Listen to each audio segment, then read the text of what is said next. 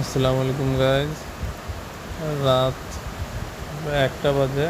আমাদের হুট করে প্ল্যান করলাম আমরা বরিগঞ্জ যাব, বরিগঞ্জের বিখ্যাত কালো ভুনা খাইতে। তাই আমরা রওনা দিলাম মেডিকেল মোড় থেকে।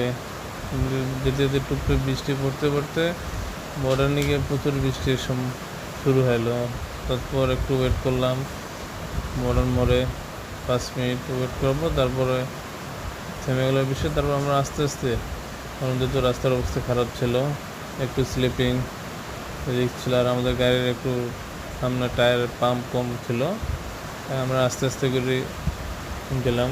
3 ভাই, আমি ছিলাম, মনো ভাই, আমাদের বড় ভাই মনো ভাই ছিল, আর আহদুল আমাদের হুজুর ছিল। যাই হোক, আমরা গেলাম, খেতে খেতে মডার্ন মোড় প্রায় কাছাকাছি চলে আসলাম। আমাদের যেখানে আমরা গেলে আম্মাজান হোটেলেই খাই। যাওয়ার সময় আমরা খুব স্লো হয়ে গেছি।